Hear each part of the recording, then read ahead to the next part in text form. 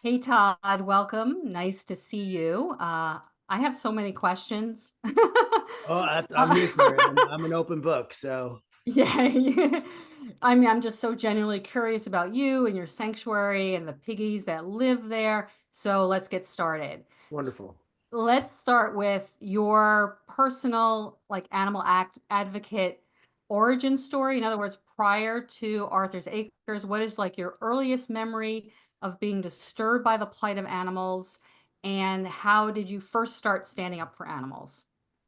Um, all my life, I think that I had this natural connection with all kinds of animals. So, from my earliest memory, I remember being in kindergarten and writing little stories about all kinds of animals. And when I was younger, I was obsessed with dolphins and monkeys, and just they always had a just a special place in my heart. And as I grew up, unfortunately, I got into not like a lot, but I loved horseback riding because I felt like I had a connection with the animals and going to see them. And anytime I was able to go somewhere that involved animals, I always wanted to do that. Loved cats, loved dogs, going to there's pigs in the house scratching themselves. So I'm sorry, you can hear the background. There's pigs everywhere. And so I think naturally I didn't eat a lot of meat growing up, Yeah. and I think that was probably subconscious. I'm not one of these amazing kids that knew it right away and are able to go vegetarian or vegan at a very young age because they knew. I'm older. I'm 55, and I don't think. Well, I know that that stuff was not talked about. There was very few. I don't even recall ever meeting a vegetarian. And I remember listening to Moby in interviews when he was touring in the 80s. He'd have to bring suitcases of food because it was so unavailable to him.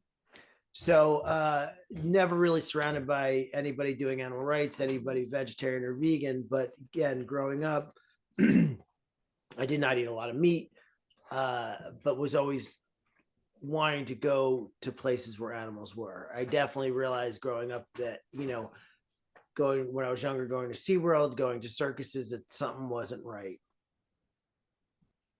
Like that was a natural instinct that I knew that something just wasn't right there. I didn't start my advocacy till later in life, or later in my life, into where I started volunteering at sanctuaries. I had a business in New Jersey, and really enjoyed volunteering at sanctuaries. And I went vegetarian at that time, and still was always surrounding myself with animals. I lived in Colorado in my 20s, so we figured 30 years ago, I was walking dogs at the shelter and taking them hiking on my free time. So my advocacy work started with doing rodeo protests in the city and in Albany. I would do some doing the animal rights marches and big into protesting against rodeos, and that's hard because the you're definitely met with some aggression. Yeah. The crowd that goes to rodeos are uh, don't like to see protesters and don't hold back when they see them. It's not there was never big confrontations. There was never any physical confrontations, but it was definitely a lot of us getting mocked and ridiculed and berated, and we just took it. It was fine. Um, so those are my first. And I remember, oh man, I was in the city in Brooklyn at uh, the was is it the Prudential?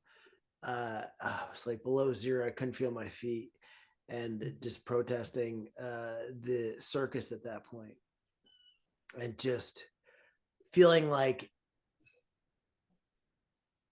even though it was there wasn't a lot of us, but people asking questions and showing people. I always tell people, you can't fault someone for what they don't know, but when they know, then you can. And so we were educating and explaining what happens to those animals, and there was people that were opening their eyes. So it was great. It was wonderful. So I love that kind of advocacy. Yeah, street activism. Yeah, It's growing. yeah, it's And wonderful. I relate exactly to everything you're saying in terms of your journey. And I'm sure lots of vegan activists do, coming from that, you know, it's so eating meat is so ubiquitous and invisible as a group mindset and a group behavior that unless somebody tells us, we never think there's any other options. But so glad that you listened to your own inner voice and that you were spurred to act. So that fast forward then to Arthur's Acres, your sanctuary. What is Arthur's Acres origin story? So, and that's stemming from my activism when I owned a small business in New Jersey. Uh, I was doing just going to work, coming home, just living a very mundane life and nothing exciting. And it was pretty boring, dinner with friends, stuff like that, didn't feel fulfilled. Um, I started volunteering at a sanctuary and fell in love with it and did that more and more, decided, okay, this is what I want to do and fulfill my weekends with. Where it became once in a while, then it became literally I drive back and forth 2 hours each way Saturday, 2 hours each way on Sunday. So I was working 5 days a week, and then I was volunteering physical labor on the weekends, running a volunteer program uh, for the sanctuary, and feeling like, oh, this is what I was meant to do. And I was like, okay, I'm going to sell everything. I'm going to move to upstate New York and just figure out how to be around animals and how to do advocacy. And in that time, I was closing on my house. I was closing on the business that I was selling, and the sanctuary that I was volunteering at offered me a job, and I said sure. And again, I was just moving up here just to figure it out. Just to figure out life. I bought a house that had two rentals on there, so I could use that as my business and fund whatever I was doing that way. And so after working at a sanctuary for 2 years, I realized that I wanted to focus on pigs. I fell in love with pigs through a traumatizing experience in my life. My dog was suffering from brain cancer, and at the time, they rescued a mother and baby piglets, and that was really my form of healing and dealing with my dog dying. I struggled with my dog Buster, being sick, and that was it helped me get through that with these animals that needed my, care. And that started my absolute obsession with pigs. And so through the time working there, I felt like I wanted to focus more on pigs. They're very abused. They're very dismissed through, it's bacon. Don't you miss bacon? It's just the disconnect from the minute on the lips for breakfast to the suffering that goes in to their lives is tragic. And I think the disconnect is so real. So I felt like I wanted to amplify their voices, because I don't believe in they don't have a voice. I don't believe in them being voiceless. I think that is ridiculous. Because if you've ever been around them, they clearly have a voice. And so I think that's an antiquated expression that should be stopped immediately. And that's my personal opinion. Everybody has other explanations why we use the voiceless terminology. But spending so much time with pigs and raising them from close to birth. I mean, we have one that I'm caring for in my room right now that's 2 weeks old right now, but we got her at 5 days old, and she was taken from the mother who rejected her at a day and a half. So unless you've raised a piglet in your room, they clearly have a voice, and they clearly have individual voices. Yeah. And so I wanted to amplify that voice. I don't say I want to give them a voice because that is demeaning them. They have a voice, we're just not listening. And so I'm trying to help people listen, to show them as individuals, to show them having individual personalities and the will to live, and the will to have a family unit, and the will to be with each other and happy and grazing and doing things that you would do with your dog. They swim in the summer, they snuggle in the winter, you know, they crave toys, they want enrichment, they want interaction, they want love, just like your dog. And so I decided to focus on pigs because of my passion for them. And then when I was looking at properties, I came across this property that was a nightmare. And when I walked into the property, I knew the real estate agent told me my house that I recently was in. And he said, there's no one there. They don't live there anymore. Go onto the property and I'll meet you there. I said, no problem. So I walked into the gate and I walked down the hill, and a rooster ran past me. Like, that's odd. Then I saw a peacock on the deck, and I was like, what's going on here? So I was about to enter the barn, and the real estate agent said, I said, what's going on here? There's animals here. He goes, yeah, some might have been left behind. I'm like, what are you talking about? He's like, I don't know. He left. Supposedly the neighbor's taking care of animals. I'm like, what? And then I said, I got to go. And I left him, and I went and I walked through the barn, and I heard a noise, and I opened the door, and there was a pig. There was that pig. There was that pig, Arthur. And so he was about 4 months old, and he was in a barn, a stall, the hallway of a barn where his water was black, filled with maggots and gross, and his food was gross. And pigs will eat anything, but not that. It was so terrible. So no one was there for days. It was August. It was hot as heck. And no access, you know, they can't sweat, so they need access to water and clean water, whether it's to bathe in or to drink, they need that. And so I said to the real estate agent, I said, I'm taking him. He's like, what do you mean? I'm like, I'm not leaving this property without him. I said, you need to call the owner and need to have him surrendered, because taking an animal is a federal offense. Feeling, yeah. Mm-hmm. And a big time. Yeah. And they will prosecute. Yeah. So I said, you need to get in touch with the owner, and you need to get him to surrender him to me, because I am not leaving this property without him. And he's like, are you serious? I said, yeah, I'm serious. So at the time I was like, okay, what am I going to do with this pig? You know, I said, I had a friend come and bring me a crate. I took him to my house.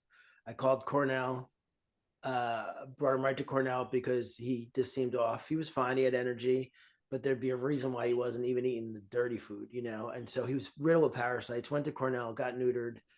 It was wonderful. I called a friend of mine at Skylands Animal Sanctuary. I said, could you babysit a pig? And then he's like, sure. So I brought him to Skylands, and he and I was like, the last thing I want to do was take over this property. It was a mess. It was a slaughterhouse. I found out during my tour that all the tools were here for slaughter. There was a slaughter room. Arthur was sleeping next to the slaughter room where all his family died. Every one of his family died. And so I was debating on what to do, and I knew that I wanted to open up something. And I put a board together, and I was kept being drawn back to this property. Everything just kept drawing me back to this property. Put a crazy low offer in on the property, not having financing, not having anything. Went back and forth, got denied. So everything was kind of stagnant, wasn't really doing anything. And then a month later, I was driving my car and I got a text that I got the property. I'm like, oh, I should probably get funding now. So through some willing and dealing, we had someone that would co-sign on the property, my uncle, which was wonderful. And Yeah. the rooster that was on the property was named after my uncle Charlie. Yeah. So we named Charlie, and we have a pig named Charles. Um, and so the so financing got set up through a co-signer, my uncle. Everything kept working out. I'm like, I don't want to be on this property. They were burning garbage. The fencing was down. The buildings were falling down. Mm. Everything, the pastures were wet and muddy, and nothing was being upkept. And so everything happened for a reason. And I do believe that. And we got the property at a great price. I didn't want to bring Arthur back to a property all his family died at alone. So I got contacted by an animal testing facility. They had two pigs that were done with their testing, and they were being burned for medical testing, that had 18 stainless steel rods burned at their back. Yeah. I said, of course, I'll take them. Again, juggling, fencing, ISO space, driving back and forth. Because in the middle of all that, when I lived an hour away in High Falls, my neighbor was evicted and left a mama and couple-day-old baby kittens there. And animal control said, "Oh, can you go over and feed them for a couple hours? We're going to get ready to go pick them up." I said, and I walked over there once. I'm like, "I'll just take them." So I took them. So I was managing, taking care of them, coming here, getting everything ready, taking care of Charlie, rescued chickens that were bound for, they didn't want to feed them through the winter. So they dumped some chickens, and we got chickens. So I was taking care of chickens on this property, cats on my other property, and just juggling everything. And then getting these two pigs ready to come here. And so, and that's Faye and Vivian. And Faye and Vivian came and settled, and I went and picked up Arthur, and now they're a triplet couple, and they love each other, and they're bonded, and they're sweet, and they sleep together every night. And they are our OGs. They are the original pigs of Arthur's Acres, because I did not want to bring Arthur back to a place he lost all his family alone. And I don't think he's ever felt the energy from this property because of the love he found with Faye and Vivian. Oh yeah. It's like it had to clear out the ghosts. We had Right. the property staged like a lot. That was a thing. So friends came and staged the property. And the bad part is, for years, because we're here almost 7 years, for years we were finding Yeah, body bones. parts. Body So part. we saved all the bones and everything like that, and made a headstone Nice. that just says, "We are sorry." And We're all the animals trying. that we found through the years are buried in the pasture, and a headstone is there apologizing for what humanity did to them.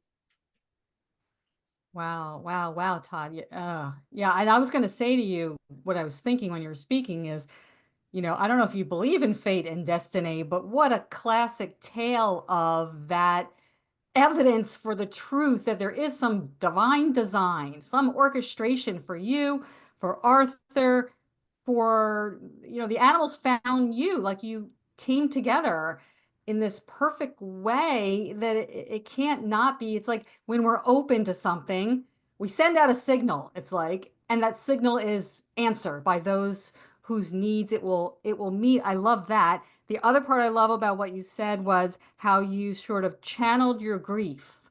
You channeled your grief into the trajectory of helping pigs. Like as a tribute, as a loving tribute to your beloved one that you lost. You pivoted with that love. And look at what's manifested, certainly from that. And I love that you're pointing out already how those we know as pigs, the souls we know as pigs, have individual needs and desires. But let's backtrack a bit. our audience here is mainly vegans and activists and animal advocates, but still, let's define sanctuary. You are a sanctuary. Let's have your definition of sanctuary, because everybody's may be a little bit different. And how does it differ from a farm or a petting zoo? That's a lot. We So, can try to boil that down if you well, have. well, there's different things. So there's in the vegan rescue community, there's sanctuary, there's rescue, there's rescues, and there's sanctuaries that are rescues, and rescues that are sanctuaries. There's a lot of words. You know, Lots of petting overlap. zoo isn't even in the orbit here. And when we do tours 7 days a week, 365 days a year, because we want to educate as much as possible. And so when I remember one group came, and it was two people and some kids, and I tell the story. So if you're coming here, it's not a softball. The origin stories of the animals, the fate of the animals, how the animals were going to die, would be told. How they would suffer, how your food suffers. So this is not a petting zoo, and I'm clear about that.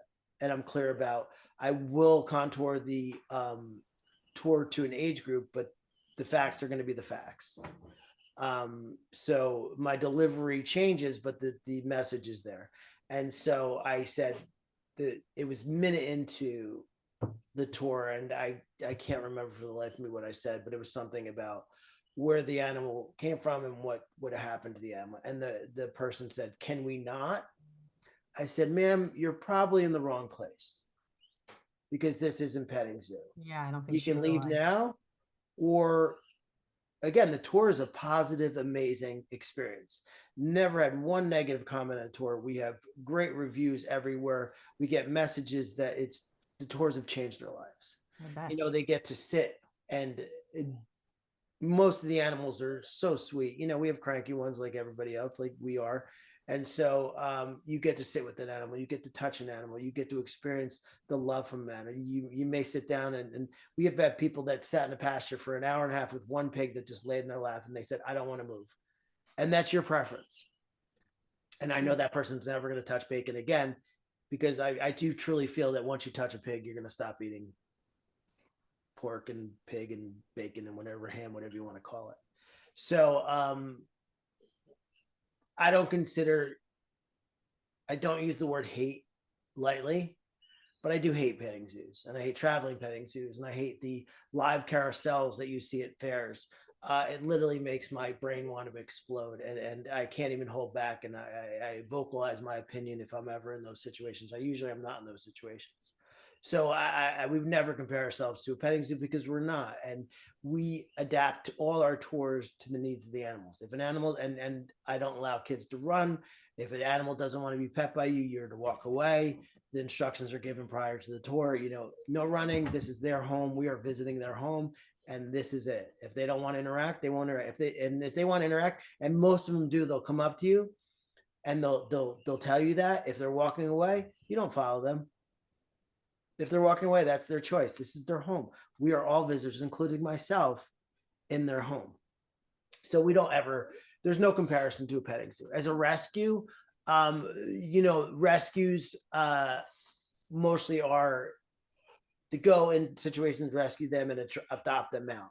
We very rarely do adoptions. One, because my criteria is way too high, and two, I'm a faulted human being, and I can't handle fostering an animal and then letting them go. So whether that's selfish, I am giving them a great life. I have fostered a few times, and they've been, one situation I can think of, they probably should have been here the whole time, and they had a great life, but it was a shorter life, and I might have been able to do better, but at the time we couldn't handle having that ability to take care of that animal. We just didn't have the space, but I raised the animal from a baby, and when it got big enough, the people were able to take them. So we've had several foster situations that were incredibly hard for me, because we don't take animals from great situations where, oh, we're living on a beautiful farm, this is great. They have a great life, and we just, we can't take care of them anymore. It's never that. It's ever they're being starved, they're being overfed, they're being beaten, they're physically abused, mentally abused. No one comes from a good situation. So if I can get them here, rehab them, I think moving them from a place where they're attached to me and the people here and the volunteers and the staff, it's just another form of trauma traumatic experience. And I don't want to do that to them. If we're able to afford, we have the criteria whether we can physically handle it, we can financially handle it, and we can mentally handle it, because it's very mentally draining.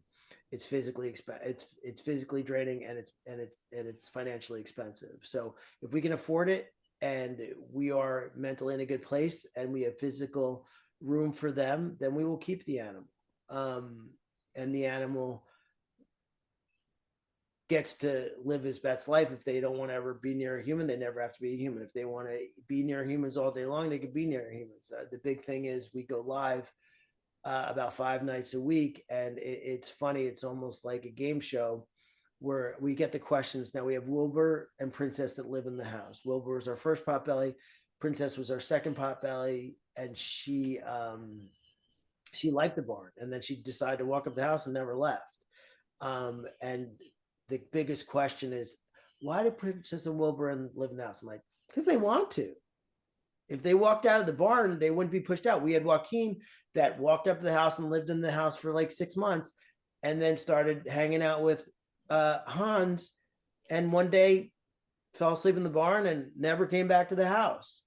And the big thing is, and it's like, why do Wilbur and Princess live in the house? And I always say, people, and everybody says, because they want to. And so they can live where they want. They can go, as long as it's a safe situation. So if they want to live in the house, and they choose to live that, and they do. And so we just want to make it where the animals live how they want to live, whether they want to. We have plenty of pigs that go out in the pasture by themselves and graze for hours and go back and sleep by themselves, and that's what they choose. But they also have the opportunity to sleep with other pigs and develop a family unit. And we have a lot of animals that did not come together that are very bonded. Oh my That gosh. just found family here. So Yeah. we're a sanctuary that very rarely adopts out animals, and if we do, it's a very high level of application process. But we, as a sanctuary, animals come here, we rehab them, and they stay here for the rest of their lives. Yeah, thank you for making that clear for folks where if they had any misconceptions, that really clears it up. Right? And I love what you're saying. This is a vegan world would be that would be the norm, that of course we respect the choices of animals, and it's not like people think we're giving them their freedom, giving them their choice. They were born with that. We had no right to take it from them, but to return that bodily autonomy to them. And, the arc, or the frame of what a vegan farm sanctuary is, as you're, no breeding, no selling. Animals are not commodities. It's not about us. We're serving them. We're here as their loving servants. Tell me what you want. And And I consider that an honor. making that, what's I that? consider that I consider that an honor Yes. that I'm able to do that, and I talk about that a lot. And I just want to clarify one thing. And you said, as a vegan sanctuary, there's nothing worse than a non-vegan sanctuary. Oh, I wouldn't even call that a sanctuary. Sanctuary is There's such a, plenty. There is they're plenty. nonprofits sometimes, but they're not. Well, they call themselves sanctuaries. There are plenty of Sanctuary is an sanctuaries. unregulated word, right? Yeah, you can be, anybody could be a sanctuary, Anybody can slap that but label they on. are, and we've had interactions with a few that have not been. I don't hold my Me too. tongue, so they haven't been great. And there are sanctuaries that people don't even know are not vegan, and that are have names in the community. And so and I've even heard of ones that consider themselves that they have animals that they save, animals that they breed, and they sell for meat. and it's mind-boggling, and and I always tell people, people ask, oh, I want to open a sanctuary to save animals. I'm like, are you vegan? And they say no. I said, you're going to save a heck of a lot more animals by going vegan than rescuing. If you stop eating meat, you'll Yeah. save a lot more animals. Step So one. just do that. And I'm very short with the people that's my first question, because we get it a lot. We do get, I'd say, several inquiries a month on asking experience about opening a sanctuary and help and stuff like that. And that's literally my first question.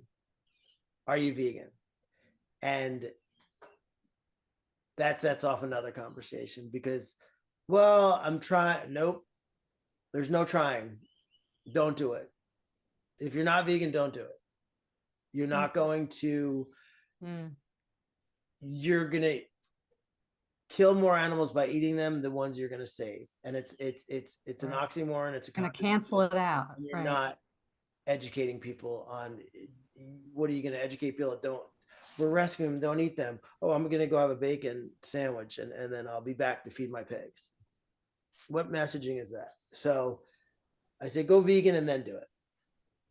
I love that you have so many opportunities to do outreach, right? When people reach out to you about that, and that's a great window of education for you. And I hope that there are success stories that people go and do turn vegan on that, because, veganism is step one. It's not enough, of course. And sanctuaries are technically safe havens for those who've endured the victimization. It's to bring the victims in, the victims of factory farming and other forms of exploitation and abuse. So I know your mission at Arthur's Acres is to rescue, rehabilitate, and educate. So I know you talked a little bit already, like about rescuing and surrender.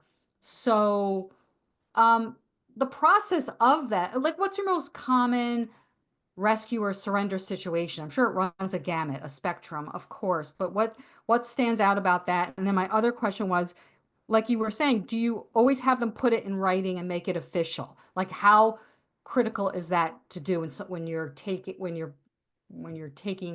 I don't want to say ownership, but I that's don't even meet an law. animal until I have ownership. Got it. And I Okay. hate the word ownership. Well, I hate the word ownership, but it But for exists out there. legal terms, we have to use that. Yep. I will not show up anywhere. I will not leave the property, and I will not accept an animal on the property. Because here's the thing. I don't know my tongue. I'm going to tell you like it is. So I'm going to show up to your property and tell you what you're doing wrong. And if you say I can't take the animal, I'm going to say, I'll call the police because this piece of paper says that's my animal. So I don't hold my tongue. When someone brings an animal to the property, I'm going to tell them what they did wrong. And if they say we're not leaving, I'm like, sorry, you have to. It's my animal. And so I've had conversations with a person that's been in rescue for 40 years. And it's so funny because she's my mentor in a lot of ways. And we talked about, she's like, Todd, you have to have more compassion for these people. I'm like, I just don't. I don't. I have compassion for the animals who have suffered. And we've worked together for years and years and years.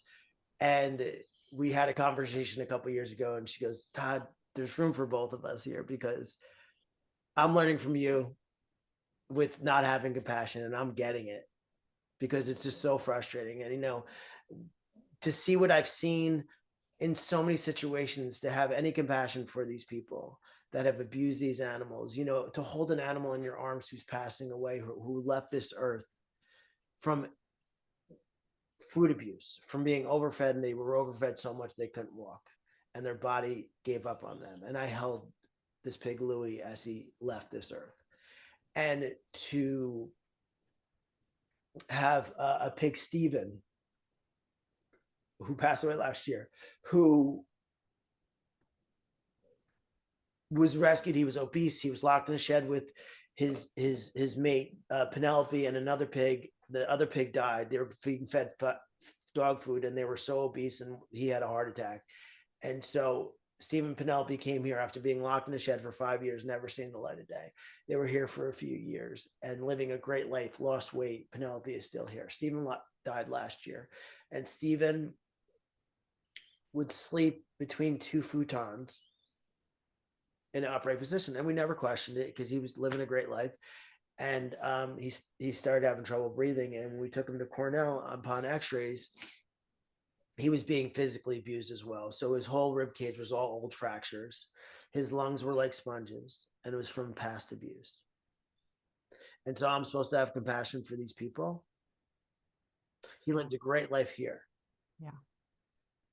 But to watch that pig suffer, and he didn't really suffer because he was given medical treatment right away when he started being in distress. He was on oxygen. He had 24-hour care at Cornell. They actually had a desk in his stall that they never left him alone. So he lived a great life until the end and never suffered. But am I supposed to have compassion for those people? I mean, how? Where was their When I compassion? drove to Maryland to pick up Maya and Miles, who were 7 months old and should have been about 30 to 40 pounds, and they were 9 and 11 pounds. So I drove to Maryland. I was just told that they were 7 months old. I didn't get much, that we needed to get them out of a state because of a bad situation. And I went to pick them up, had a huge crate to put them in. And because they should have been, like I said, 30 to 40 pounds each. I opened up the car and I was like, what the hell is that? And they were emaciated. And come to find out that it was a domestic violence situation. The woman would leave for work, and the man would abuse the pigs and kill the pigs when she was gone. And Maya, who was my little sweetheart, he was sticking his fingers down her throat to choke her. So she has scar tissue all along her esophagus. And so she had to be fed small meals every day. And so she suffered as a baby at the hands of this monster. Am I supposed to have compassion for them? No. And for me, I struggle with, even to the people that, oh, we're moving and we can't take our pig. I'd live in my car for my animals. I don't know about you. You took on a commitment. And I know there's some situations that just are out of control, and a financial situation that's out of control. But we had people moving cross country, and we're dumping an obese, angry pig, Rosie, at a shelter. If a date hit that they had to leave and they couldn't get her home, they were dumping it. Now, pigs don't do good at shelters. One, they don't know how to take care of them. They're the barking of dogs. These are sensitive animals. They can't handle that. A dog is a predator. Pigs are prey. So it just doesn't work. And so she was obese. They brought her in a 4x4 aluminum U-Haul trailer with no windows, enclosed. And she was traumatized when she got here. And I had words with him. And I don't have compassion for that person. You abused her to the last minute, and you were going to dump her because you were done with her. And you were moving cross country. Okay. I drove 2 pigs back 30 hours from Iowa. It wasn't that hard. They're just like dogs. I mean, they're easy and sometimes even easier to take care of. So you just don't want to. It's just an inconvenience. Right. So those are situations. And obviously there's situations where there's fire and there's sickness and families and stuff like that I do have compassion for those people. We have Wolfie, who was a situation where the caregiver was being rushed to the hospital all the time and could no longer care. And she came and visited them, and we allow that and stuff like that. And grandparents who got a pig dumped on them, Morty, who the neighbors actually visited Morty and stuff like that. In those situations, yes, I do have compassion, but it's a struggle. Yeah, Todd, I can't even begin to, but I'm getting a feeling for, and I already assumed of what you've seen, what you've seen, what you've more than bared witness to, because in your situation, you have the resources to help. So you can do that. Like I sometimes go to the slaughterhouse trucks with other activists, and all we can do is bear witness and we can't save them, and it sucks, but we want to tell their stories, and every animal, every rescued, every animal sanctuary certainly has a story. And in terms of your mission being, rescue first, then rehab, every animal that comes to you, every pig that comes to you has physical scars and emotional scars. And it's often the emotional scars that get overlooked. So first you have to do the urgent stuff with the medical treatment and, the physical rehab to the best of their ability. And then the real work begins, right? The real work, which is like lifelong for them, if they ever are able to trust again, to return to their primal state of joy, that's the work of the emotional healing. And it's emotional for you. I'm sure it has an emotional toll, the up and down. You wouldn't never not do it, of course. This is what we do. Heck with us. I'll cry in bed tonight or I'll rest when I'm dead. Who cares? That's how I feel. But we have a lot of those stories with several of our pigs where just it takes years sometimes for them to just let their guard down. And Princess, who's here, who's Yeah. I could be 17 years old, to it took 3 years to touch her, to just touch her. Now she lives in the house. She loves scratches. She's still standoffish a little bit, but she allows you. Like I remember last night, it's just the best thing. And I'm like sitting there on my knees. My knees are killing me, but she's letting me scratch her, and I just take advantage of the situation. You just bite the bullet. You're like, oh, the knees will heal. But you get in those situations. It took 3 to 4 years to give her a belly rub. And so it's very. I don't have patience in my life except for the animals, and so we had Rosie, who was in the situation where the people were moving cross country. She was very angry, and I was working with her daily, and we were getting somewhere. And then my parents live in Florida, and I hadn't seen them in a long time, so I was able to go there for 3 days. And when I came back, she reverted to who she was, and she was really mad at me that she felt abandoned again. And that was soul crushing. That was soul crushing. It took me a long time, but we're back. We're back, and it took a while, but she was so mad at me for leaving her. And those situations are so emotionally taxing because, and it happens, and I'm in a better place mentally where I feel like I can understand that we're going to get back there. I don't accept failure. And a lot of times I'll sit there, I'm like, is this going to be my first failure? And again, only failure where they aren't able to connect with people, aren't able to enjoy being, belly rubs and scratches and, trusting and taking treats and stuff like that. So I do get in my head once in a while, this is going to be my first failure. And we haven't had that yet. Some have attitudes and some, but they always kind of give into the environment of kindness. And there's an energy on this property, and we hear this so many times, and I love it because the place had such bad energy. When people come onto this property, they feel a calmness about them, and that's the animals. And so we want to make sure all the animals feel that. And so it's really cool to hear someone who it's the first time tour, or they've been here 100 times because they volunteer, and they just it's a calming environment, and it's because of the animals. And so we want to make sure that is extended to the animals when they're on the property, when they're feeling anxiety, and and it's wonderful to see. It's better when they just walk on the property, be like, hey, what's up? This is cool. I'll live here. Thanks. And I'll see you later. This is cool. I'm going to go hang over here. Wake me up when there's snacks. And the others that are scared and worried and intimidated, and then you walk down and they walk up to you, like, what? And so there's no time frame on healing. They have as long as they need. So there's no time limit that in their healing process. So some take days, some take months, some take years, and it's okay. Yeah, and it's making me think as well, all animals have survival skills and survival instincts. When there's a threat, they know, but the opposite is also true.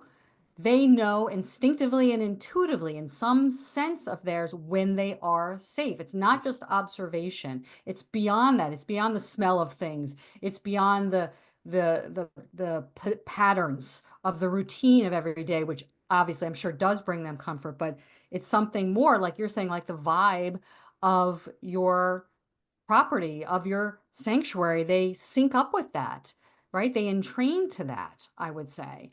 And so that's, you're offering that safe space to them, and then they show up, as a different version of themselves that maybe they've never had that version, never been able to put their walls down, as you're saying. But let's do, they're so interesting. Every animal, so fascinating, has so much of their own, just like fascinating qualities to them. Pigs, of course. So a deep little bit of a, pigs as unique sentient beings. Under the most ideal circumstances, what would be the natural lifespan of a pig? I know the majority of pigs never reach that. Of course, they're killed, they're slaughtered at whatever it is, 6 months or weeks or Six whatever it months. is. No, it's 6 months. Oh, so what would be their lifespan? And since you have older pigs there, what does old age look like for a pig? So we have two perfect examples. We have Princess, who's right here, who's uh, going on 17, who, if you walked into this house yesterday when she spent an hour with a tarp and a shopping bag, just shaking around and jumping in the air, you'd be blown away. Now, a potbelly or a smaller pig like a Kuni Kun uh, can do 20 years. Um, there's less pressure on the joints, just like larger dogs. It's the bigger they are, the shorter lifespan. So we have our farm pigs, who we just said goodbye to King Carl, who was an amazing pig that we rescued at 10 years old, who was locked. He was a breeder pig, and he was locked in a stall for 10 years and used for breeding. And we rescued him. Mm. And he lived 6 beautiful years here. And his old age was, he slowed down. He was still the alpha, and he was in charge of all the pigs. And just like you or I or family members, we slow down. The joints start getting sore. You don't have the energy you once did. And so in old age, we treat them with, elder care uh, supplements. And we have laser therapy, we have magna-wave therapy, we have beamer blankets, so electromagnetic. Mm. Our elder animals get acupuncture every 2 weeks. Um, they get a supplement ball and whatever medication they need. We have a local vet that is on site every 2 weeks, and we have incredibly close relation with Cornell.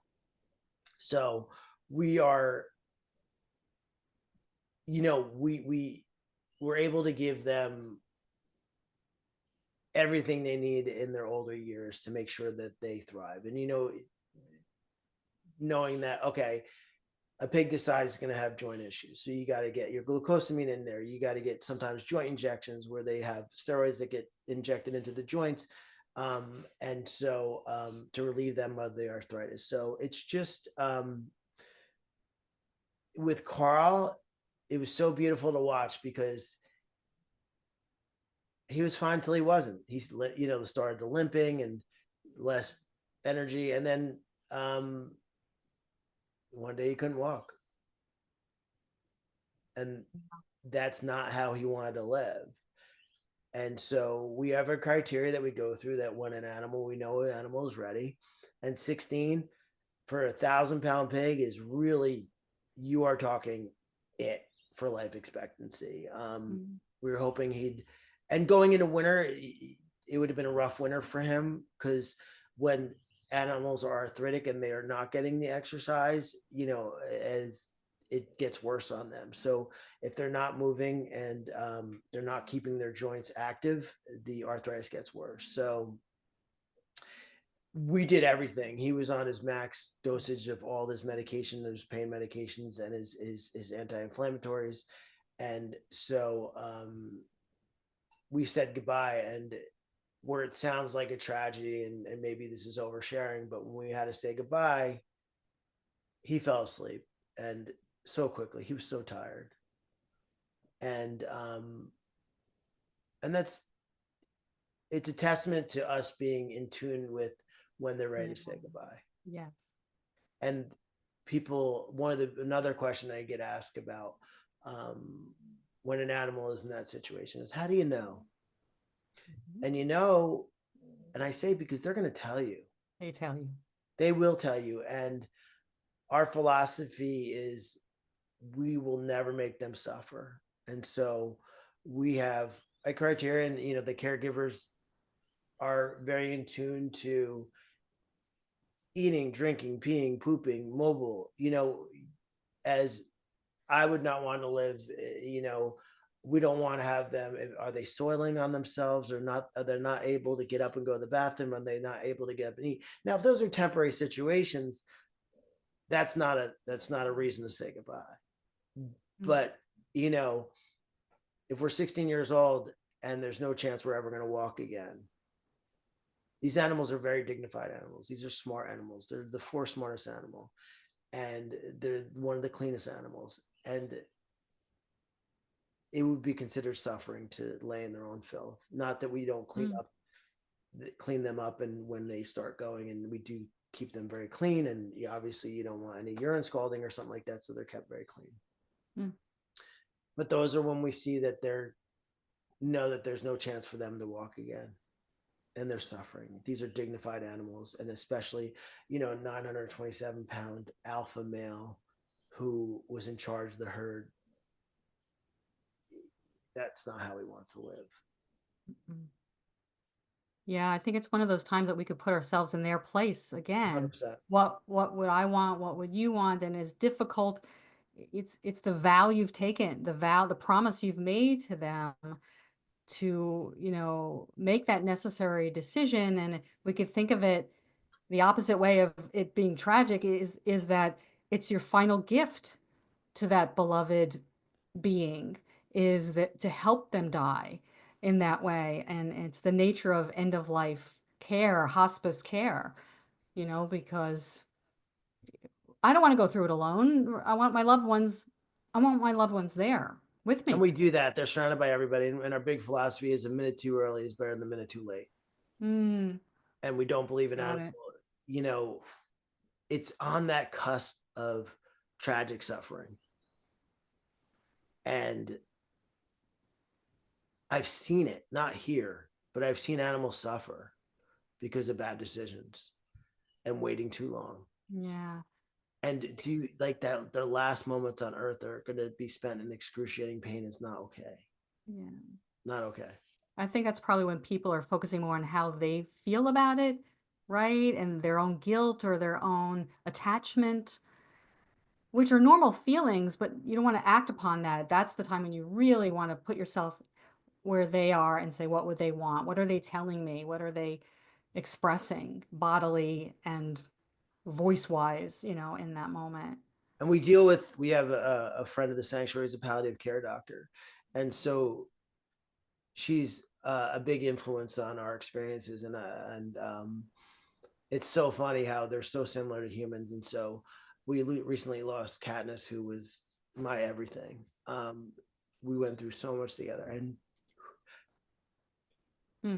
and she came back from the worst so many times, and we knew it was kind of slowly getting to be where she wasn't going to bounce back. And we celebrated her life on live on social media and with our community, and gave her everything she wasn't supposed to have, pizza, ice cream, slushies. So every day I'd Hmm. treat her, and then we had the vet on standby, and we set a date and say, okay, this is when we're going to say goodbye. And I always say it's never written in stone. If she has an upswing, we're not going to say goodbye if she's walking and doing great. And so the Yeah. I canceled the appointment, and then she asked to go out. She was in our medical area, and she was able to go out whenever she wanted to go out with the other pigs. And so she went out with the other pigs. She walked around. I was sending videos to Cornell, and I'm like, look at this, man. And she was in a mud pile, and she was rolling around. And then I was like, oh my God, this is amazing. This is beautiful. And people are like, why do you put a date? And I'm like, the date is not set in a stone. If just because the vet, we have a date with the vet, it means that that person, the vet has the date set aside. If we need her there, that she's going to be here. And our vet is amazing, and we love her, and she caters to the needs of our animals. If in any case they're ever suffering, she makes it a point to be here. And so it was beautiful. She was in the pasture. I stayed with her the whole time. I still, she made her little wallow that day, and I still know that that hole's there. And and she went back in, and then the next morning she woke up and she couldn't walk.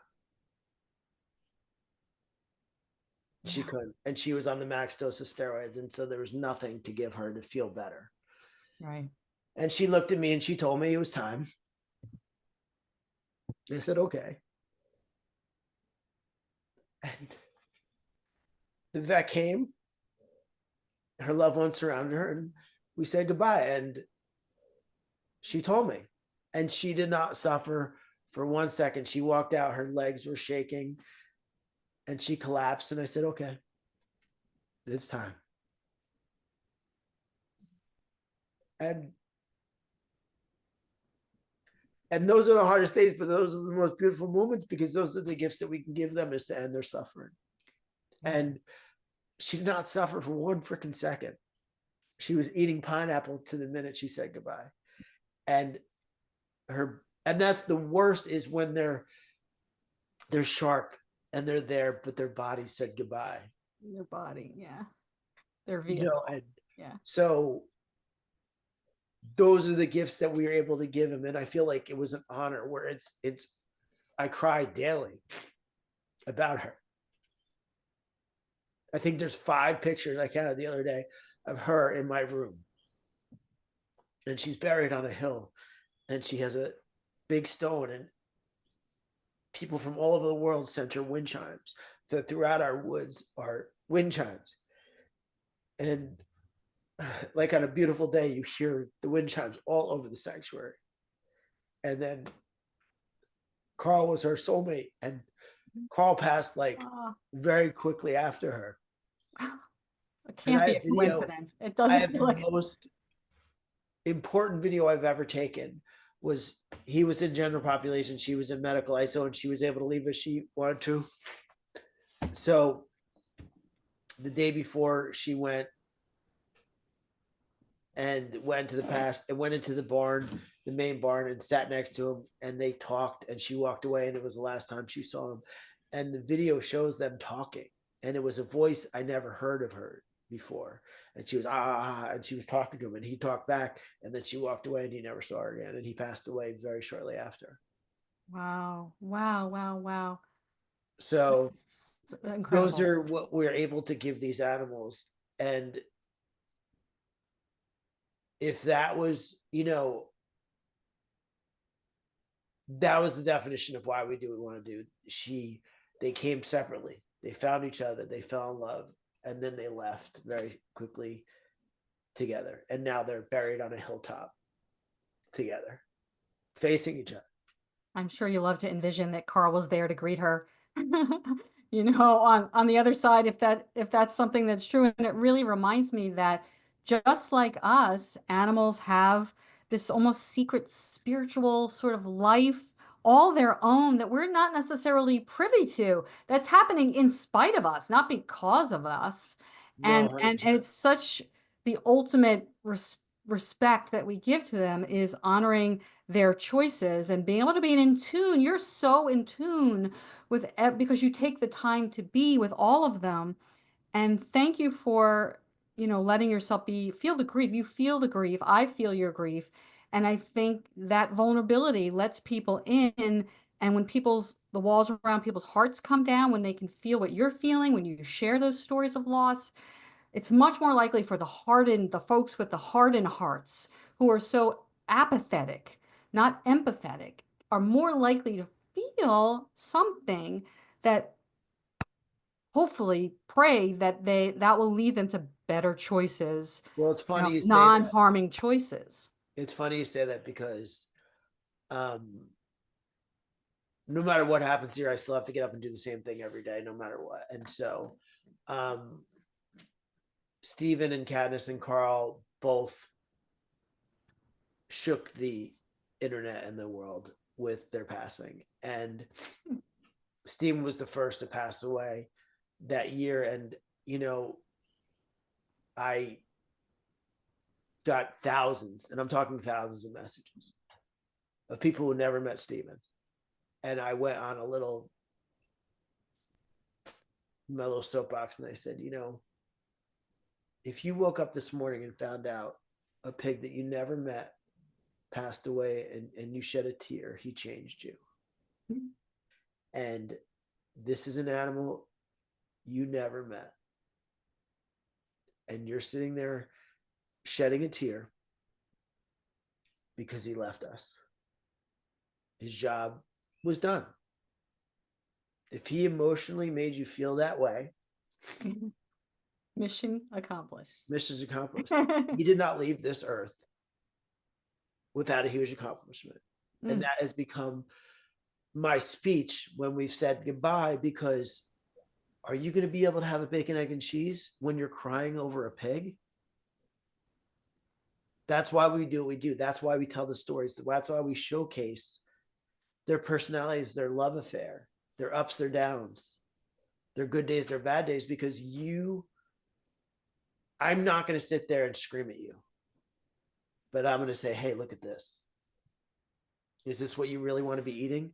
Is this what you want to be suffering so you can have one flavor on your lips? Of course not. You cried today.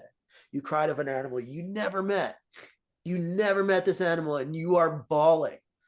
I got messages from all over the world being like, I couldn't go to work today because Stephen, Katniss, or Carl passed away. I couldn't even function. Wow. Thousands of messages. My phone blew up that never met these animals.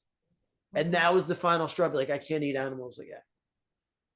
I can't feel like this and have others' animals suffering because of this. This is something that is life-changing for me. And so they did their job. They made their statement. And so that's why I say it's not the voice of the voiceless. I'm just showcasing them. If they can go on the internet and post their own stories, let them go. But I'm the one who has to be the intermediary to show the world of how amazing these animals are.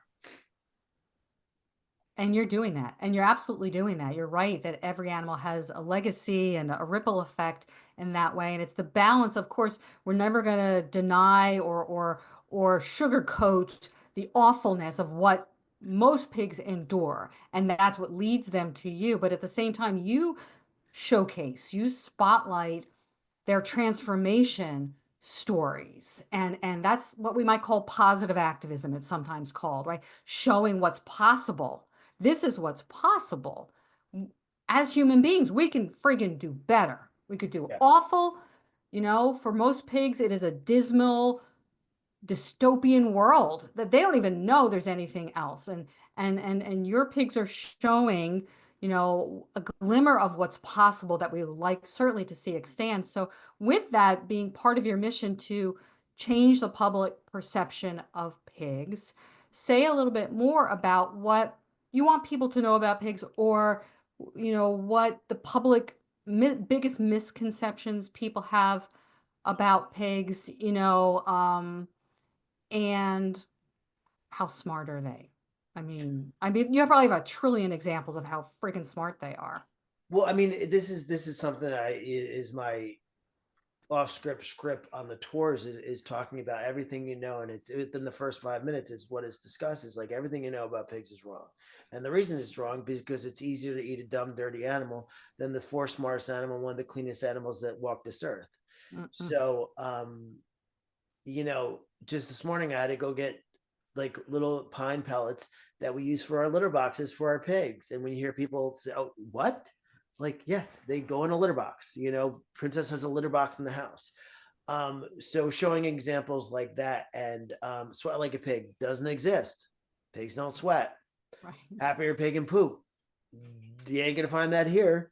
There's no pigs and poop here. When they do have accidents inside, it's because it's too freaking cold to go outside. But we don't have to clean their barns in fall, I mean, we sweep and do normal maintenance, but fall, spring, and summer, they don't go to the bathroom inside. They would never. That's where they sleep. That's where they eat. They don't pee or poop where they sleep or eat. And so showcasing, and people, we get all the time like, it doesn't smell here. I'm like, why would it? You know what I mean? It's like they have a clean environment. It's clean, and pigs are very clean. So the marketing that goes into making you feel more comfortable about eating these animals, and the villainization of these animals as they're angry, they're dirty, you know they roll around in mud. They roll around in mud because they don't have pigment in their skin, and it's insect repellent, it's sunscreen, and it keeps them cool because they don't sweat. And just like you or me, if we went for a mud treatment, that cracks off and our skin is glowing. So after they go to sleep with the mud cracked off them, you get this shiny pig that walks out of the barn and looks like they just took a bath. And they keep themselves clean. They're like, oh, how often do you bathe the pig? Never. We don't have to. They keep themselves in clean. If someone has a skin issue, yes, of course we do, mange treatments and stuff like that. And but the people are so surprised it's so clean here. It doesn't smell. It's like, because of what you've been taught is not true. I've had at least 7 piglets being raised in my room, and we have one that's a little under 3 weeks old now. Well, she'll 19 days old today. That we have wee pads, and she has accidents because she's 19 days old, but she uses those wee pads, and she has in her crib, she lives in a crib next to my bed, and in her crib she has her blankets, she has a heated blanket, she has her little stuffed animal, she has a little heartbeat bunny that has a heartbeat so that it can lay, because the mother can never connect it, and she has her wee pads, and she's been with us for a little over 2 weeks, and she has not had one accident in our blankets. She gets up in the middle of the night, she pees on her wee pads, and she goes back to bed. Show me a 3-week-old puppy that can do that. Not going to happen. So those are the stories we tell, and they're surprised by those stories. But oh my God, so many times, it doesn't smell here. It smells good here, and it's like, okay, Yes, why are you surprised?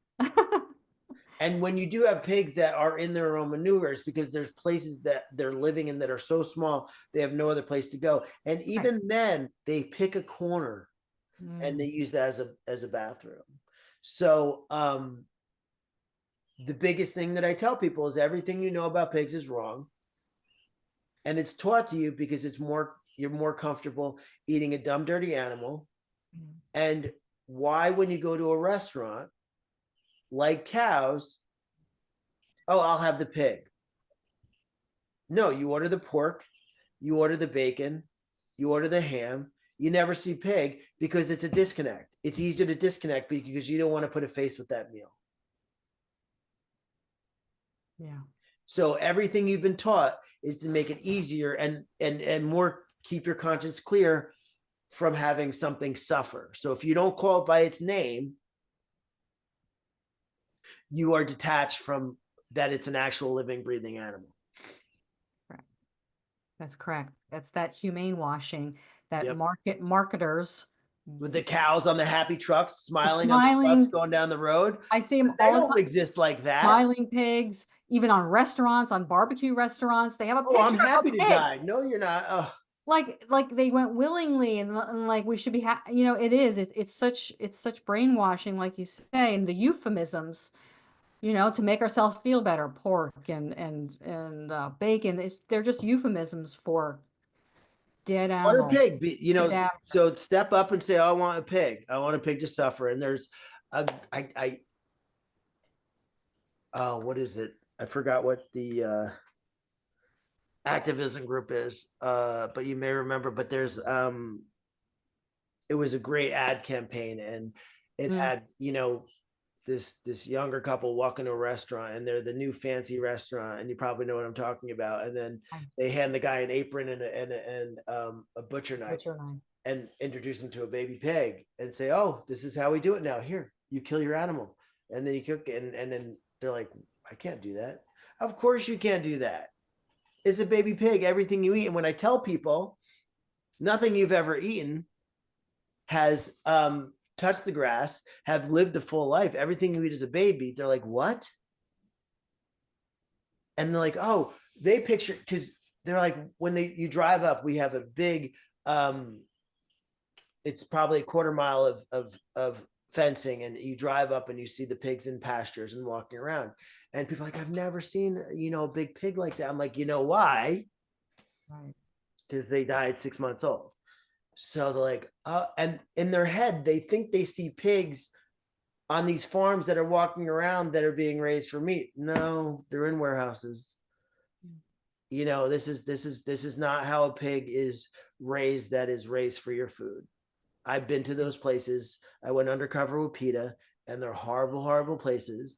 And they are in cement stalls, and they're not in big green pastures. And one day they fall asleep and they wake up on your plate. That's not how they end up. Yeah, there's so much to that, and captivity alone, how friggin' cruel and inhumane and unethical that is. And then as you give us a glimpse in the others, of big animal agriculture, um, you're familiar with like farrowing crates and gestation crates. Yeah, I was gonna. Say a bit about that. I know this is like, please, people, do not click away. Stay with us and listen to this. This is hard to hear, but you gotta know the truth. We were gonna buy one that came up on Facebook Mm, Marketplace, and I'm like, I can't. I don't want that on my to property. have it It's for around. education, and it would be great for Right, I education and get show it. people. But I was getting ready to pick it up. Like, I can't do it. I couldn't do it. I've been to places. I went to Iowa that breeds 150,000 pigs a year for slaughter, and I've seen what it is, and it was horrible. I've been to Smithfield in North Carolina that kills Mm, 32,000 pigs a day. I've been to these places, and I don't need to anymore. I'm done with that. And so, um, to try to educate people on what really happens, and it works. It does. My form of activism is soft activism, um, and we've gotten so many positive responses on people stopping eating meat because of, they'll say a specific animal. I think Princess is probably our biggest catalyst of people saying that they stopped eating meat. And I don't stand on ceremony. I don't care why you stopped eating meat. I don't care. People are like, you're just doing it because it's a diet. I'm like, okay, yeah. I don't care.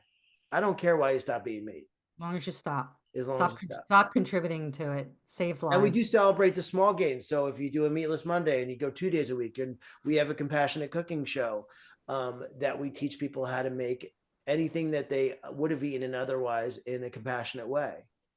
And so we make everything. We do stir fries. We do.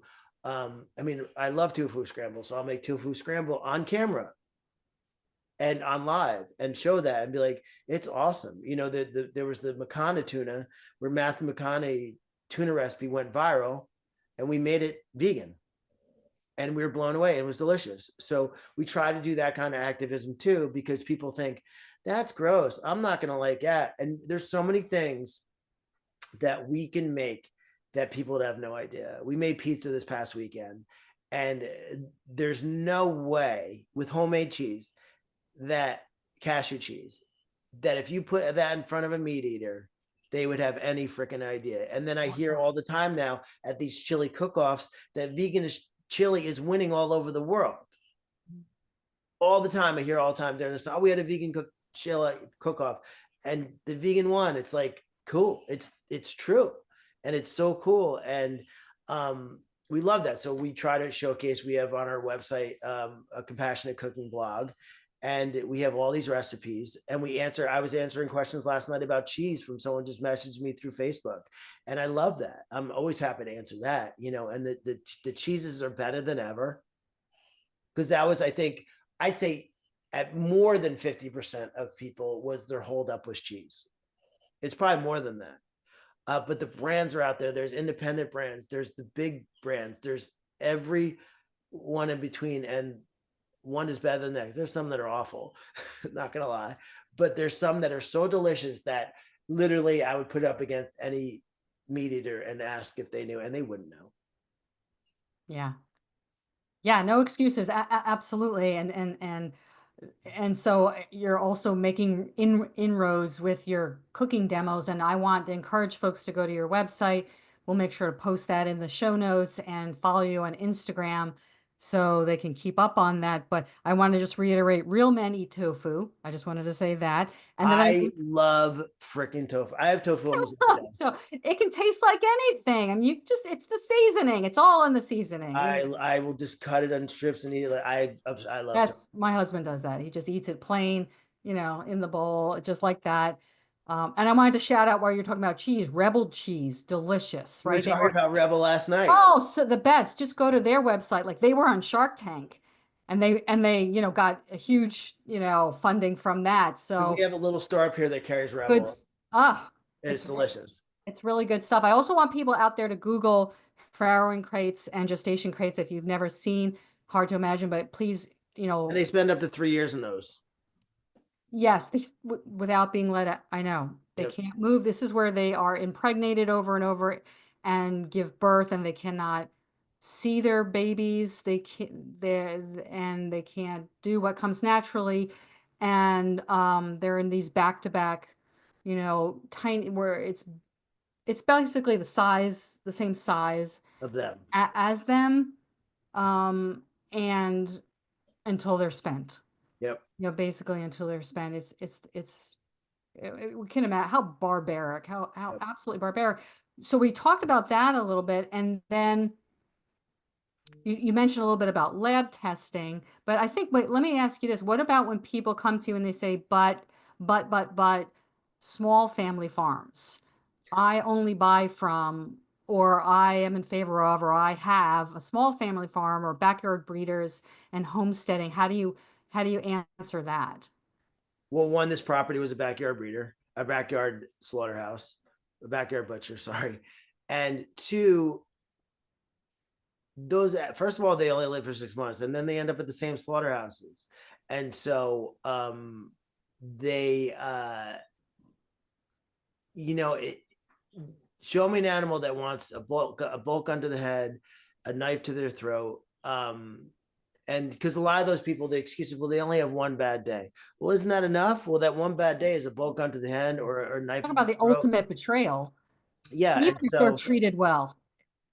Ultimate. there are places that, and I've recently gotten into a few fights on social media with people. I'm not a perfect person. So with people that homesteading and raising them, and there was one where they were kunikuns, and there was day that they were going to process the female and blah blah, and oh, I'm so sorry to see her go, I love her, blah, blah. And I had to say, I'm like, you can't love an animal eater too, it's just a fact. Well, that's because you say that, but that doesn't mean it's true. I'm like, no, it's a fact. You can't love an animal and kill it. It's not a thing. It's sorry, That's you're not a love. sociopath. And so I do get in arguments fairly often about that stuff. And the cognitive dissonance is alarming because they truly believe they love that animal, and the animal, they're honoring that animal by feeding their family with that animal. And to go into FFA and 4-H and that kind of sociopath activity, and have these kids raise it. I mean, I tell people, just go on YouTube and put in 4-H and watch these kids have absolute breakdowns when they're giving an animal up to slaughter that they just raised for 6 Traumatic. months.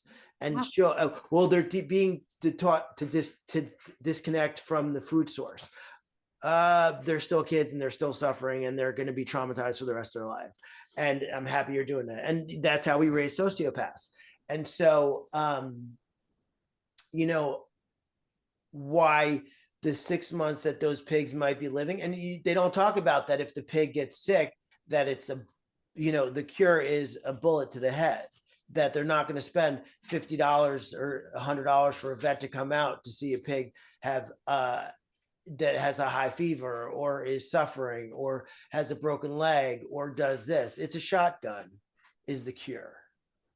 So not only is it the 6 months they live that it's a great 6 month for that animal, but again, they have that one bad day, or if they get sick, or if there's something wrong, or all these circumstances that come up that require care is not going to happen.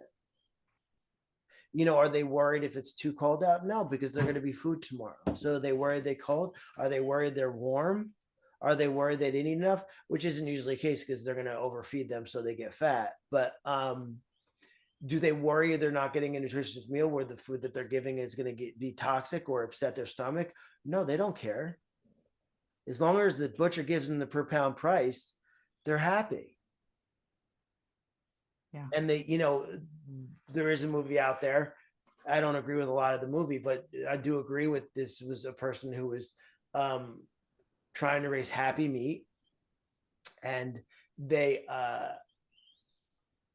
brought him to the same slaughterhouse that the big pigs did, and it was traumatic for everybody.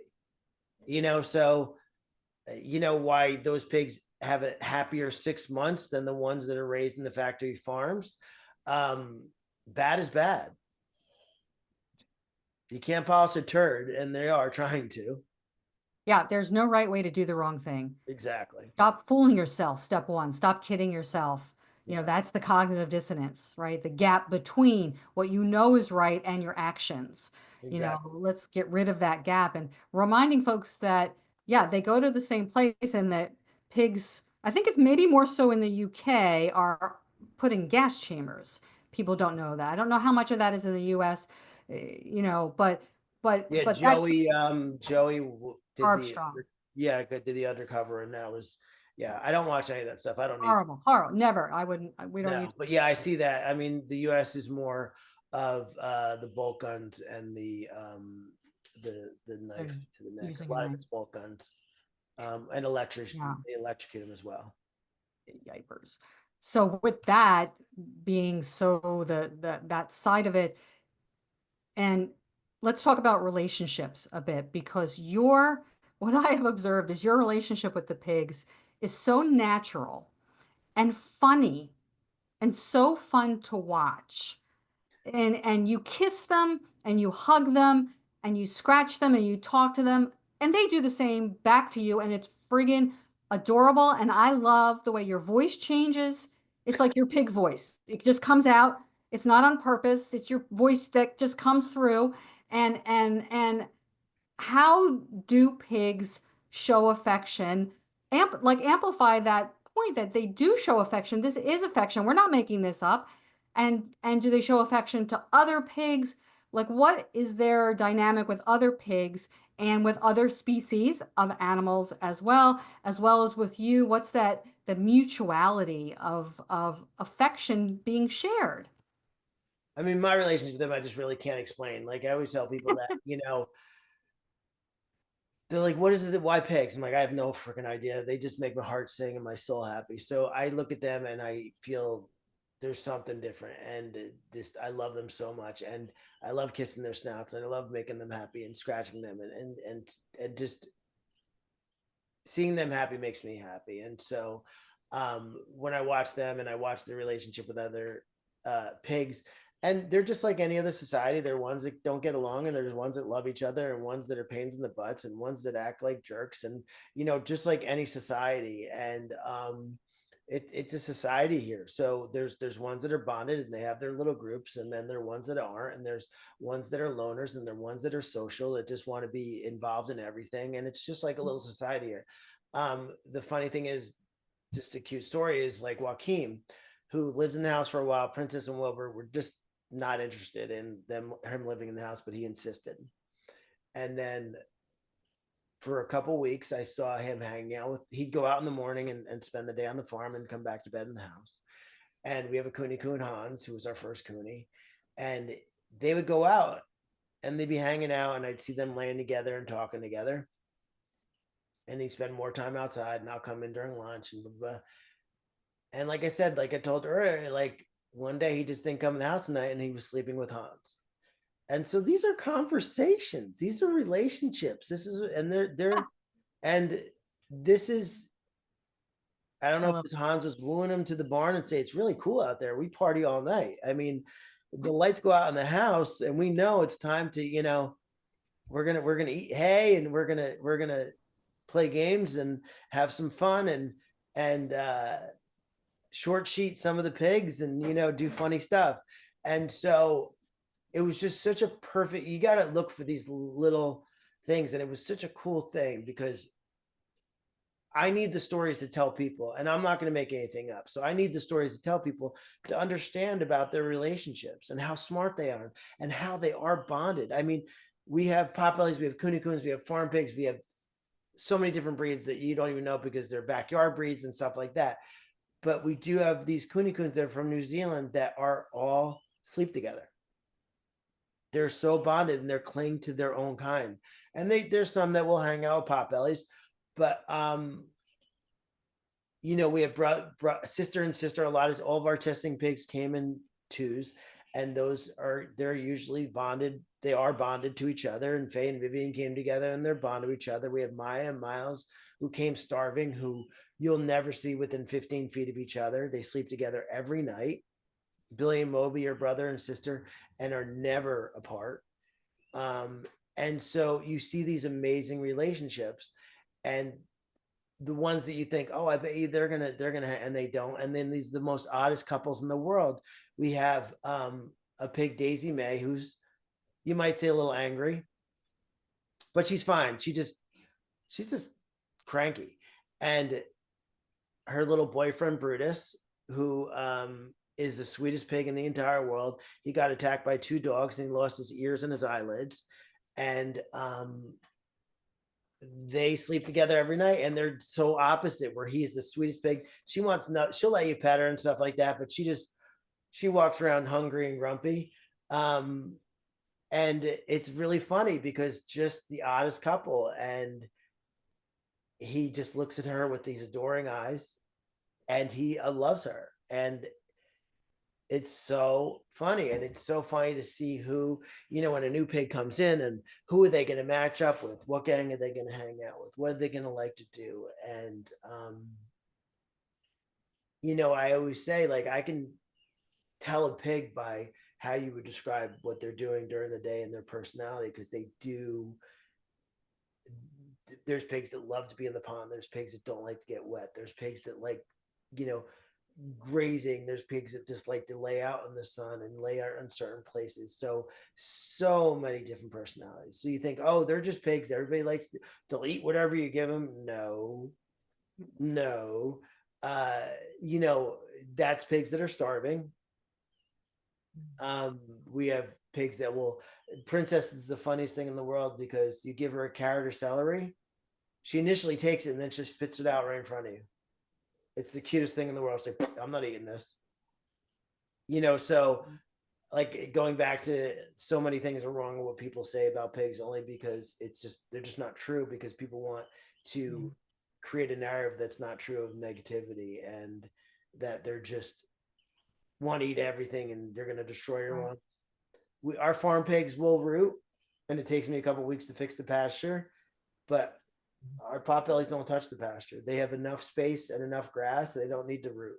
And so, oh, they're destroying this. I'm like, they need more room, man. You got to give them more room. And so, um, they'll be labeled as destructive and this and that. And so they have so many negative labels that just are not true, that can be explained away with an educated conversation. Yeah.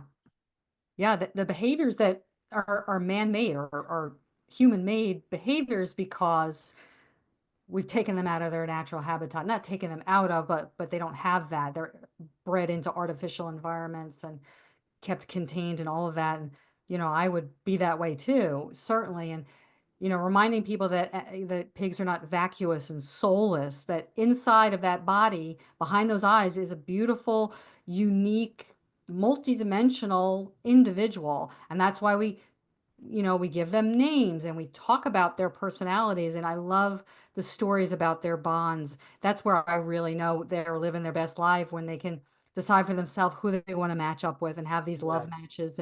And for, like, I think like they're a community, and they form hierarchies, and sometimes they fight, and sometimes they make up, and all of that. But under the best conditions, they're doing what comes naturally to them, in terms of forming those relationships. definitely. Okay, so let's see. I want to talk a bit about, and then, we'll wrap up in a little bit. No problem. Okay, so, I mean, there's just so much.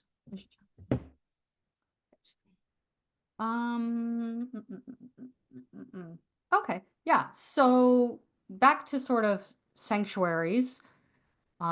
Which sanctuaries are really a movement, sort of, they're like a branch of the animal rights movement, right? But they are also a movement in and of themselves, like standalone movement. And they're popping up. Um, which is good as long as they're vegan and legit and all of that. But what role do you say sanctuaries play in the larger animal liberation movement and potentially in the future? And I know you said one tip, if someone comes to you and they're thinking of opening a sanctuary, where you say that maybe you don't want to, is if they're not vegan. But is there anything, if they are vegan, that you guide them to do first thing first? I mean, it's hard because you don't want to discourage someone from doing something. But the thing is there's a lot of people that we want to discourage. We have people that have called us that have no animal experience. Went and walked a dog once at 8 years old at the SPCA, and they want to open a sanctuary. Every sanctuary needs help. Go volunteer there for years. If you don't know, I volunteered for 2 years and I worked for 2 years. So I have 4 years of sanctuary experience before I opened. That doesn't sound like a lot, but a sanctuary is not only animal care. And I get people like, well, I want to open. I'm just not really good at social media. Then don't open, because that's the only way we fund our sanctuaries. Unless you are independently wealthy or have rich supporters that are going to support you. If you don't have the ability to raise funds, your animals are going to suffer. And so, every sanctuary needs help. Go and learn the ins and outs of sanctuary. I don't want to discourage anybody who has the passion to do it, but do it the right way and make sure you know what you're getting into. I had someone say, "Oh, well, I'll just hire someone to do that." I was like, "Well, are there going to be people to hire to do that?" And it's like, you have to be a carpenter, you have to be a vet, you have to be, an ambulance driver, you have to be so many different hats, that I don't want to discourage anybody from doing it, but make sure you do your due diligence and know what you're getting into. And so many times I have a conversation with someone, and just something random I'll say, like, "Oh, you're right." And what I always say to people, because I see sanctuaries get caught in situations where they don't have a vet, it's like, find a vet, then find a property, because you will not believe how hard it is to find a good farm vet that is not a farm vet for slaughterhouses. And unfortunately, sometimes you share those. You certainly share your farrier with places that are raising animals for meat. You share your vet, but you want to interview that vet to make sure that they see the philosophy you see, and that those animals are not going to be raised for meat, that you want them to live a long, healthy life. Now, you just want to make sure you do it right, because we've rescued so many sanctuaries, have done transport for so many sanctuaries, have taken animals from sanctuaries that just, you want to have a succession plan. So you just can't be one person, because we are a diagnosis or a car accident of not being here tomorrow. You know what I mean? One bad diagnosis or one bad car accident, we're not here.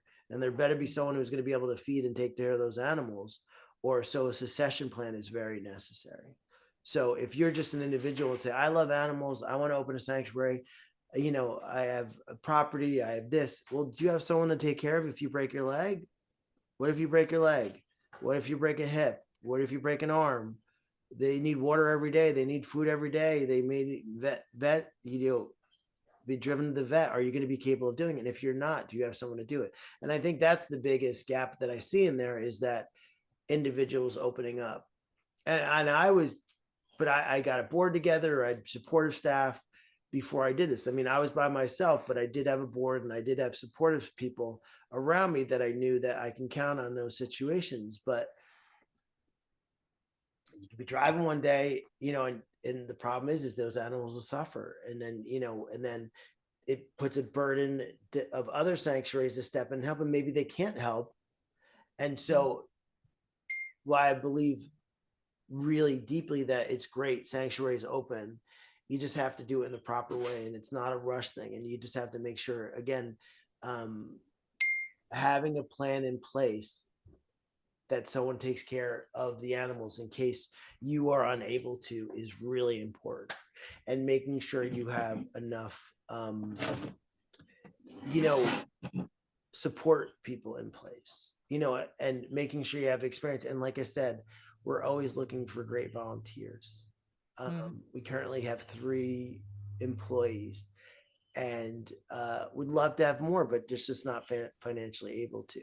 And so, understanding that it's financial, and if you're not good at social media right now, it's really the only way to fund a sanctuary. Again, unless you have big donors, that's wonderful, that you know of before and they're going to support you, or you're independently wealthy. That's wonderful. If you're able to get that care and you're able to hire staff, go for it. That's wonderful. But there's so many variables that people don't think of, and I've had conversation with people like, oh, I never thought about that. And I've had some great mentors, and it's important to get mentors and relationships in the community.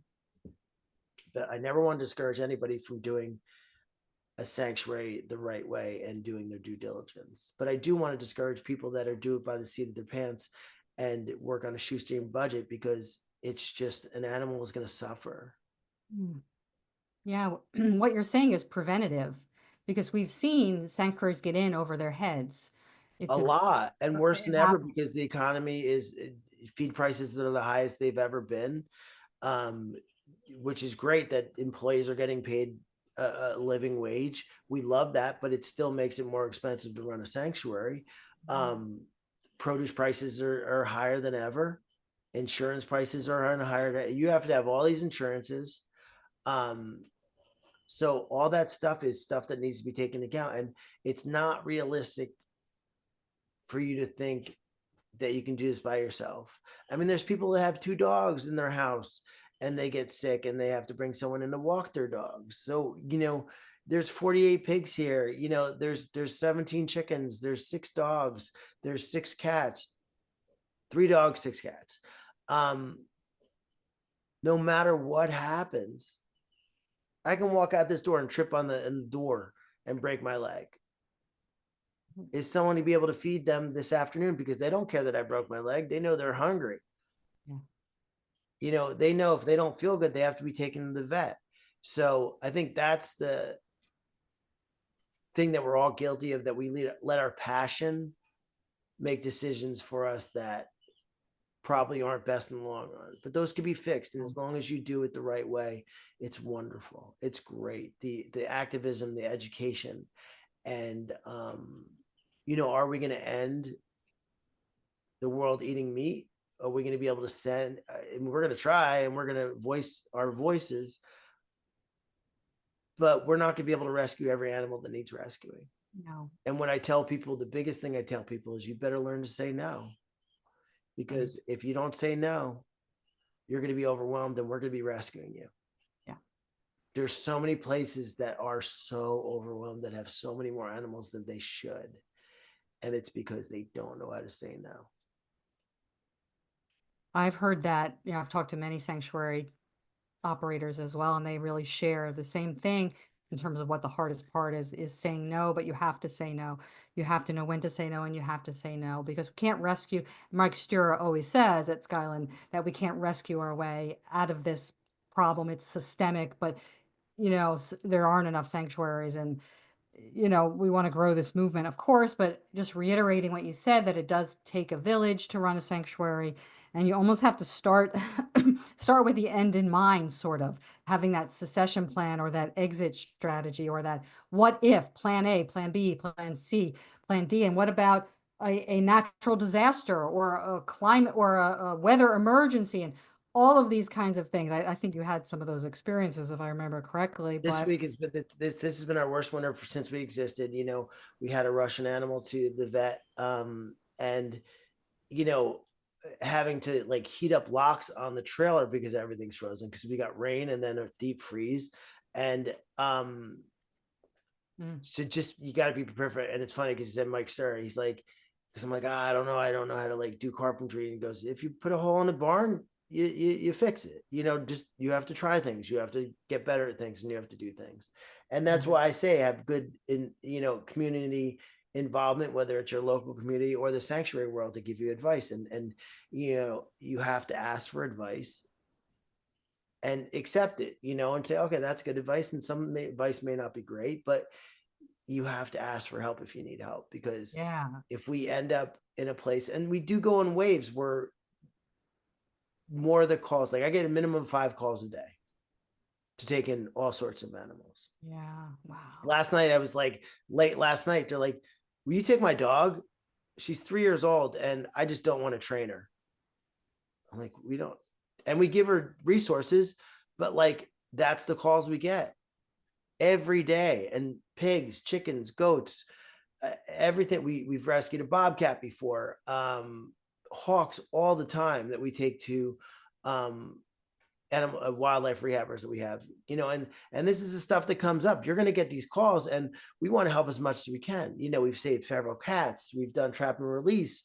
We try to do that kind of stuff to anybody that needs us. We try to either help or find a resource for them to help, but no one to say no, know your limitations. And I always say to people, like, my animals that are in my care come first. They have to. I cannot take an animal that's going to hinder the care of the animals I already promised care to. Mm. That's just cut and dry. If I'm going to bring an animal that could possibly get my animal sick, that's disrespecting the animals that I have in my care right now.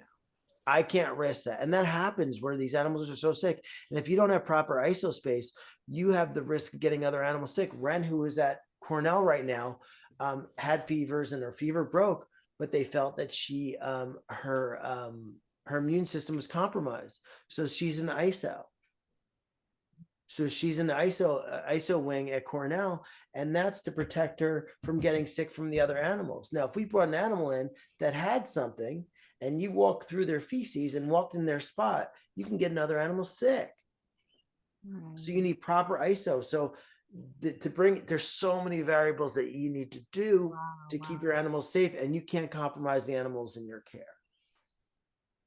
Wow, Todd. I feel like telling you should write a book, like how to how to run a sanctuary or something. But I think No, it's I'm very not perfect by any. I make no, tons of no, you mistakes. learn Yeah, as you go. It's trial and error. No, it's not trial and error yeah. necessarily. It's asking questions of the people who do know and amassing a list of resources. If this comes up, I go here to this person or this person or this organization or this, whatever it is. And it's such a learning opportunity. I don't know nearly as much as you do. You know what you know. There's people who know more, there's people who know less. But I have never thought I'd know as much as I know about farm animals. I grew up, I was born in Brooklyn, too. I grew up in the suburbs, and yet it was the path of veganism that's led us to knowing so much more. And it's a delight to know more, and yet it's definitely a responsibility. So as we're gonna start to wrap up in a minute, just how can folks visit? I know you mentioned the tours. How can they donate? How can they volunteer or get involved? I mean, obviously, we have many different ways to participate. Donations are wonderful. Sponsoring an animal is incredible. Patreon, which is a monthly donation, is incredible. It's one of our favorite things between sponsorships and that. We love volunteers. We at this point only take regular volunteers that aren't on. We have our volunteer days that we try to do as much as possible, but we encourage regular volunteers. We don't allow one-off volunteer days. It volunteer people to come one-off and just come. It just we don't have the staff to supervise that. So we encourage people to come to our volunteer days that we post about, and if they are local, to become regular volunteers. And it's wonderful. We love regular volunteers because we have a very high standard of cleanliness, and we love to keep the place clean, and the pigs love to get cuddles from people, so they get to, between sweeping and mucking, get to snuggle a pig. And Socialization. Yeah. so there's so many different ways to help, even as far as, there's so many levels of helping. Obviously, donations are incredible, and that helps us. Money, we spend a lot of money on animal care, so it helps that. But we always tell people it's not always about the money. So spreading our message of compassion and support. So going on our social media page, commenting, liking, and sharing our content, tagging a friend who you feel that would, their life would be made better by our message of compassion. Or if you have a question, reach out to us. But um, it's not always a financial thing. And we always tell people that we don't want you to give till it hurts. We want you to give. If you're comfortable donating, you can donate. If you can't afford it, you need to take care of yourself first. And then if you can't do something, share a post here and there, buy a t-shirt, tell a friend about us. There's all different levels. And so everyone can participate. If you live, in the UK, share a post with a local group. We have followers from all over the world. And so we want to spread our message of compassion. And we are proud in the way we're doing that. So there's every which way. You go visit our website, it has all the options for visiting, donate. We do tours 365 days a year. Book a tour. We do virtual tours. We have our cooking show, spread our cooking show, share our cooking show, tell a friend. There's so many ways to help that it's incredible. You don't have to, it doesn't always have to be financial, and we do fun stuff. So, we had guest Harlene's weight last week. That's fun. Participate. That helps. Share that. Tell your friend, oh my God, they just rescued this cute little piglet. Check it out. And get someone else on our radar that will see and maybe stop eating animals because they met a pig on social media. And we've had tours come from all over the world, and it's wonderful to get people on site. So there's a million ways to help, and every way is great. Very cool. Very, very cool. Thank you so much for that. So, as we wrap up, do you have any final words of hope and compassion for our listeners or inspiration? Just do what you can. We don't shame, we encourage. So do what you can. We want the world to be vegan, and that'd be great. And I tell people that I'm a volunteer. I don't take a salary, but my dream is to not be needed. My dream is for the last animal here to die of old age, and me to throw the keys in the door and disappear and never be seen again. And that's a dream. Will it happen in my lifetime? I hope so. Maybe it will, maybe it won't. But the only thing we can do is try. And so as long as I'm needed, I will be here. But the dream is to not be needed. So I hope that people take the time to look how these animals are treated, and take a minute to think about that, and hopefully that changes you. And whatever way you need to explain to you, find that way. Whether it's going to your local sanctuary and shoveling poop for an hour and making a one connection with an animal. And that's always huge, because everybody that comes here finds a different animal that they can relate to, or this personality, they're attracted to this personality, and that they find that to be the pig they love and the pig they follow, and they sponsor that pig because there's something about that pig. And a lot of people love the warm, cuddly ones, and a lot of people love the jerks. I think more people like the ones that are cranky and not the cuddlers. And then you have the people that love the cuddlers. So just find what helps you be a better person and helps you stop eating meat. I love it. I love that. Those are very beautiful words. Please know that myself and thousands of other compassionate folks have the utmost respect for you. We see the pigs, and thank you. Thank you so much. So can we end with peace, love, and pigs? We can. Peace, love, and pigs. Peace, love, and pig. Mwah. Thank you, Thank you. Todd. Thanks.